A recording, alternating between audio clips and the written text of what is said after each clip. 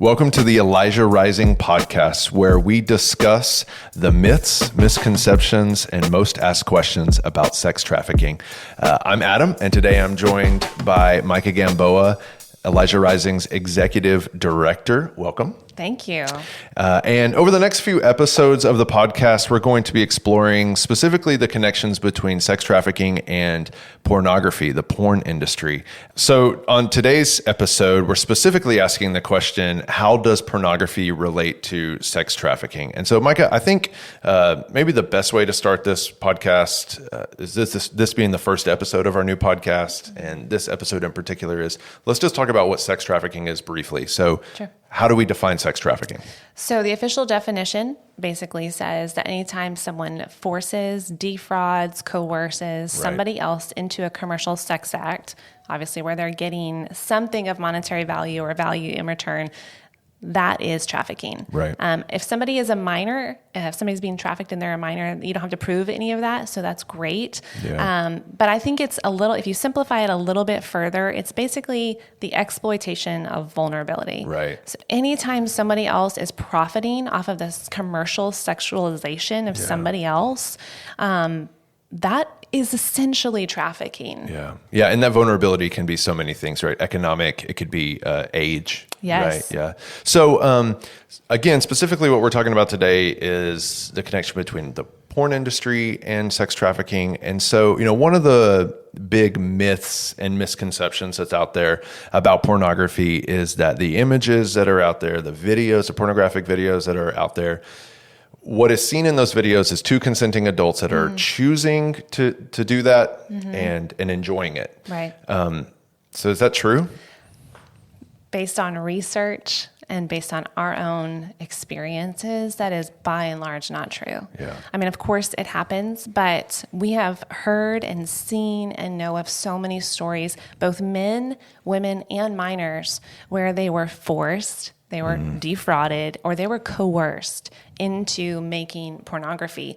And then couple that with 49% or more of people in sex trafficking situations had pornography made of them during the time of their exploitation by their pimps, by their traffickers. Right. So no, it is not industry standard for it to say, okay, we know that every person that we're watching on film is going to be consensual or even of age. Right.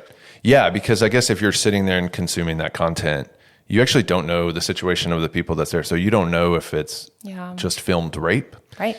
And I guess we don't know, you said it, I guess we don't actually know how old the people are either. Yeah, unfortunately, because of the way that pornography has shifted to kind of prefer younger and younger people in the films. What do you mean by that? It's shifted to prefer that. What do you mean?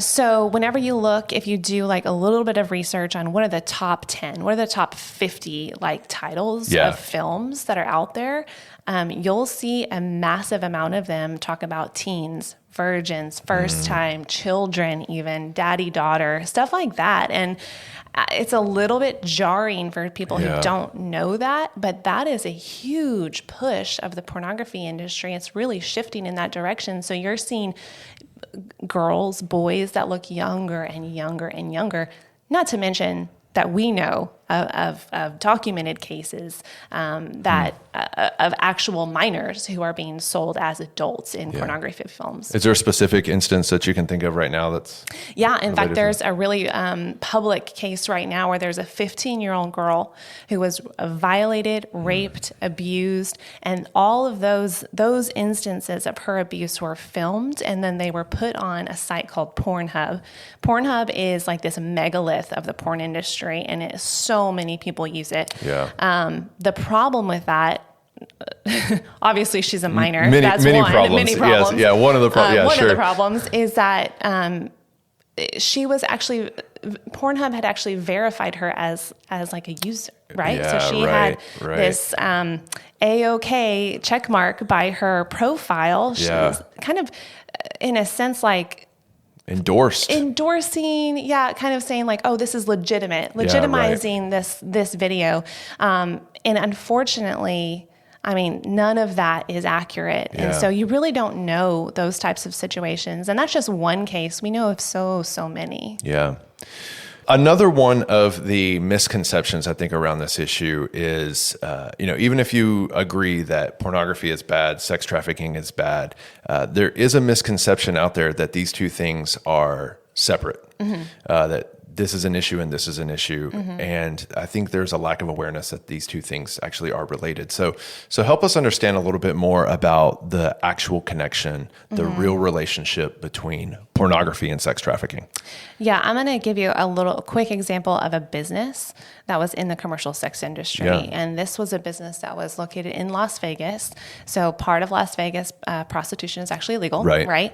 But they were pimping out people. So for prostitution, they were trafficking individuals for force, fraud, and coercion, right? And they were also doing pornography. There was also making pornography. Same individuals, same victims. Same business. Same business. Yeah. So that's just one example.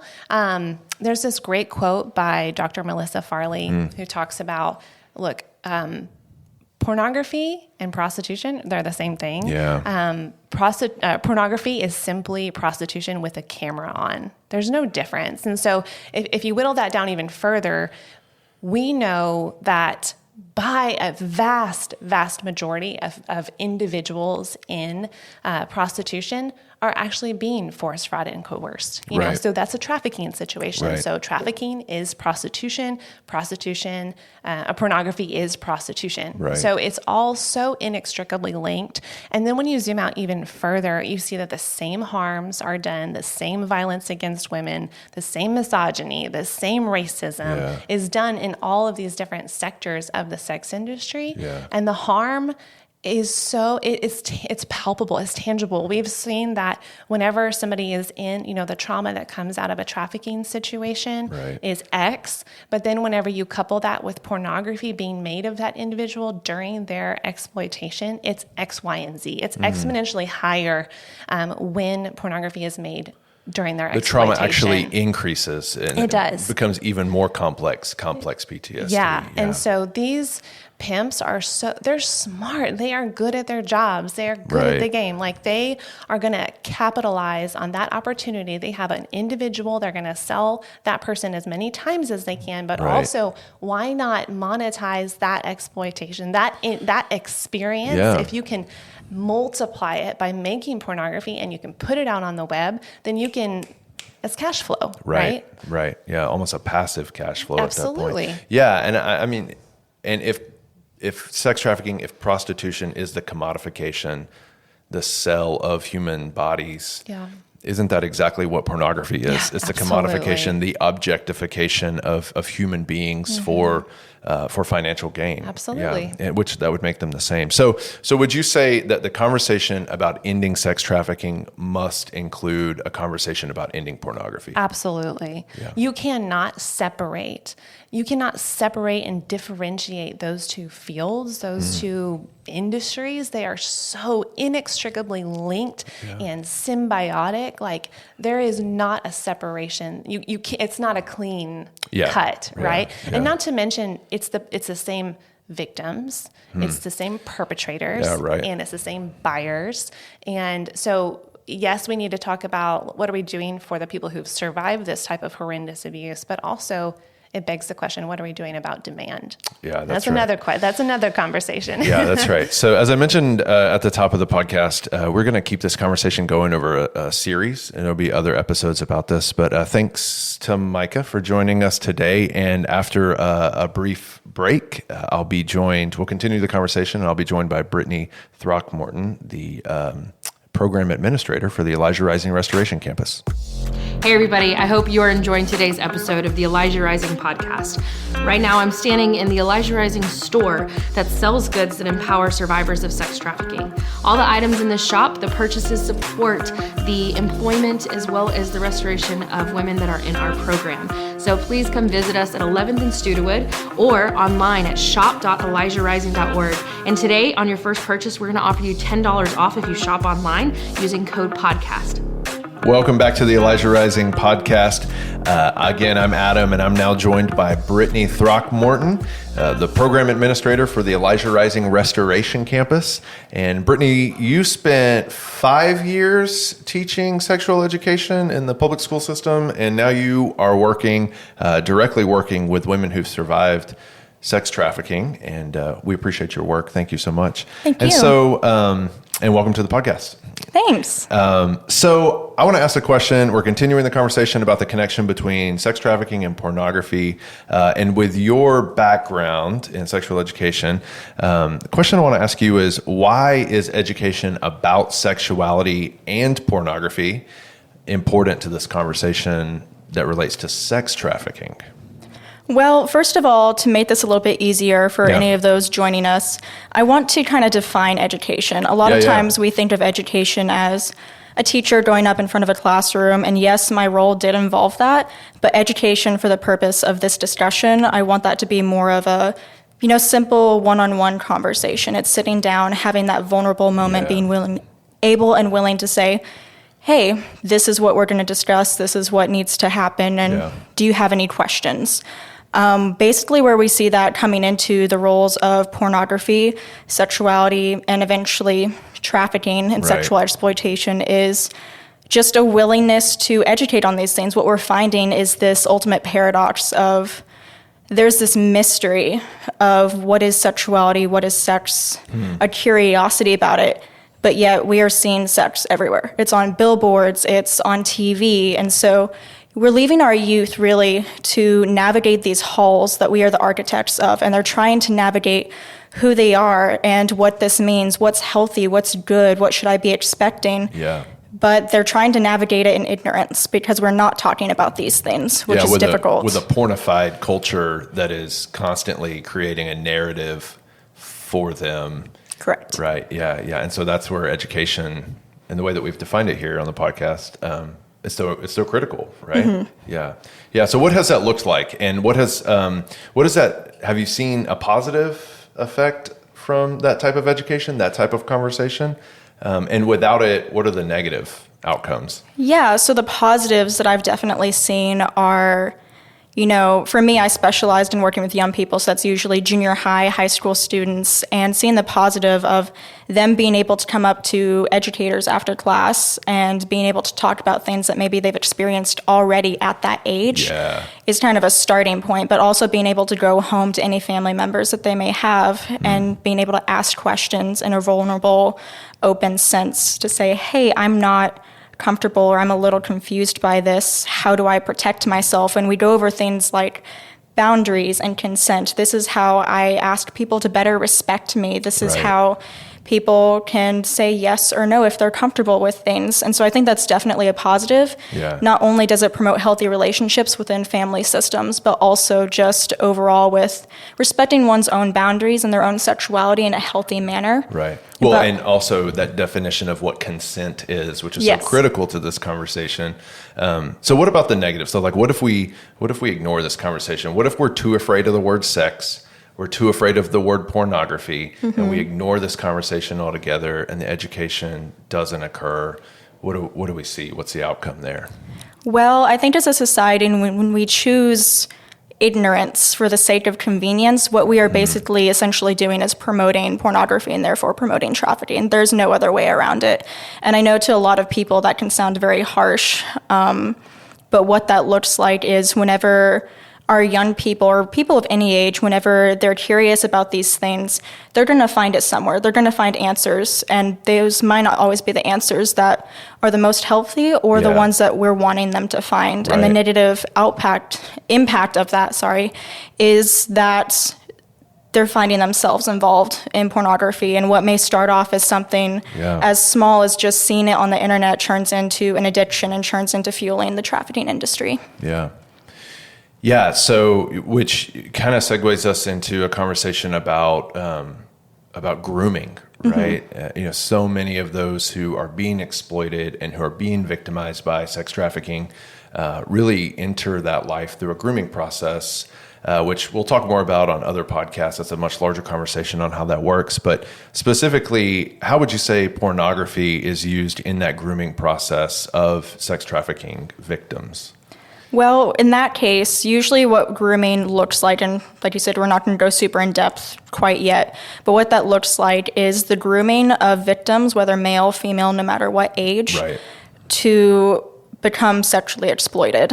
And what we're seeing, particularly in the case of my experience, is they're getting in contact with young women, usually late teens, not quite adults yet, but they're getting them involved with these things. So then they are becoming adults, and then they are getting sexually exploited. Right. But at the same time, because of that innate curiosity that humans have when they're seeking out these answers and turning to porn to find them, and thus, trafficking scenarios, is we are not only grooming men or women to be victims, we are grooming men or women to become perpetrators as well. Because we're seeing instances like Micah mentioned before, where these categories or topics, kinds of porn that involve daddy-daughter or rape scenarios, anything that's extremely unhealthy like that, are going to be normalized and therefore incorporated into one's own sex life, whatever that may look like. Yeah, so it's really about the desensitization to not just sexual encounters in general, but really like violent sex, violence in general, sexual exploitation, and even familial trafficking scenarios and things like that, right? Yeah. So what else? What else would you say about this topic between sex trafficking and pornography and how they're related from your own experience, from working in the field directly with women who've survived? Is there any other thoughts you've got for us today? Ultimately, it just, as much as I hate to bring it back home to this in a sense, from all of my experience over the years, first as an educator and now working one-on-one with these women who are survivors, it comes back down to education, or in this case, conversation. Yeah. Whenever we neglect those conversations, we are leaving people to navigate this really messy realm of our world on their own, which I couldn't navigate it on my own, so I don't know how they are. Sure. Which just leads us back to, are we talking about what boundaries are? Are we talking about consent? Are we explaining what the grooming process is and being willing to open up our own minds to the fact that I might not be comfortable talking about this, but that doesn't mean that it's not important. Right, yeah. Well, thanks for sharing your thoughts and your experience with us today.